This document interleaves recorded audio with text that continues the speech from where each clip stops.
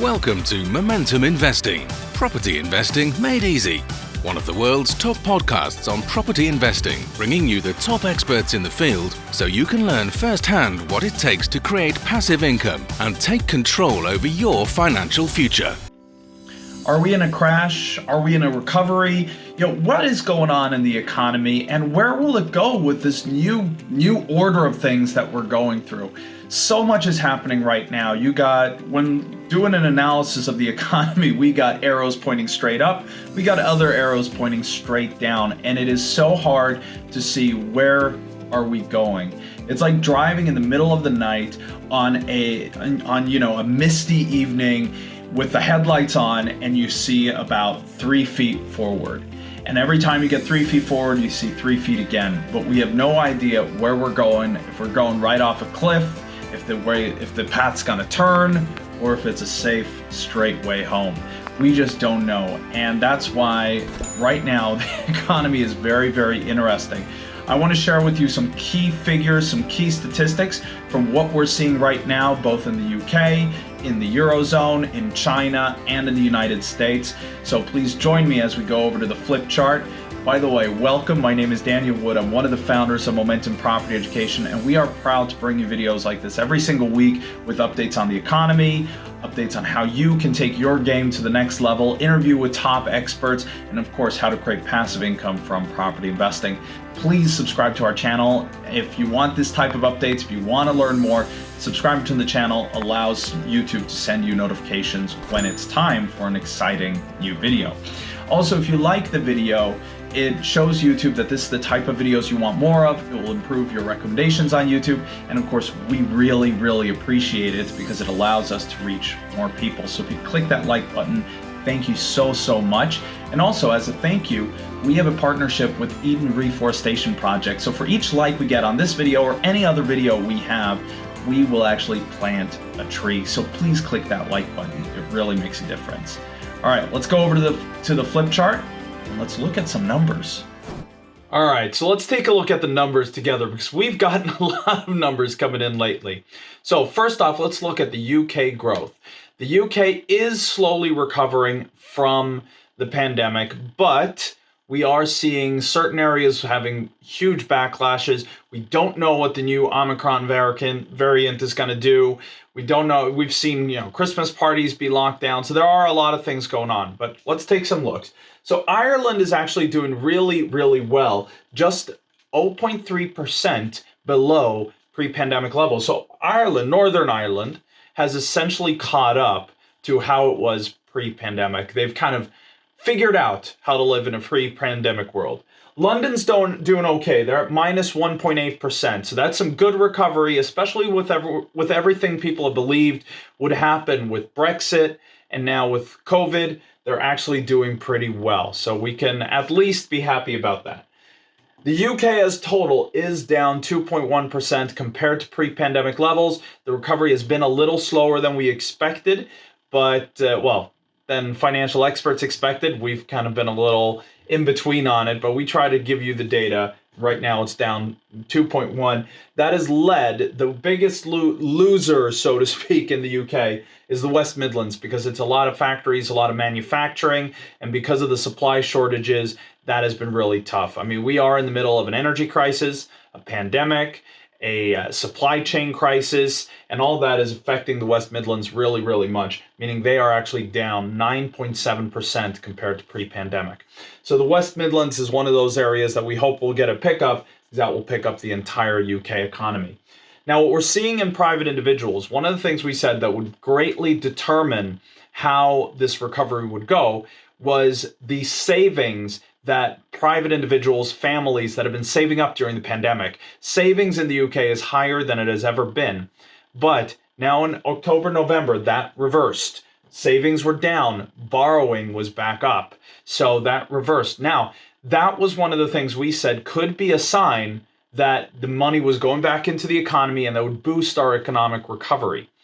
We're not sure that's what's going on, though. A lot of people are buying their Christmas presents early because of the worried supply chain shortages. So because of that, they're spending the money now instead of later. The other problem is obviously the inflation that's been happening, especially with energy prices. And we're going to get to that in a moment. That is causing people to have more costs, meaning they might not be able to save more. Rather, they have to borrow just to make ends meet. So we said that when those savings started being spent, that would be a sign of people getting more faith in the economy, going out to dinners, spending money again. Well, it has reversed, but we don't know if that's the reason, if it's that people are more confident or if they just can't afford to do anything else. We will see where that leads. Now, if we look globally, in 2021, we've had, we obviously took a hit in 2020.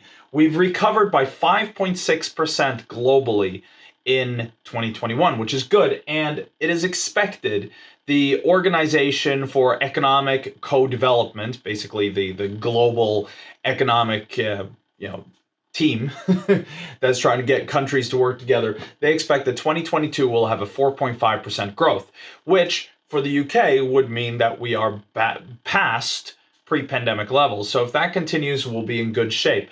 We don't know. This is what they believe. All right. Eurozone overall inflation is the one thing to talk about. We got huge inflation.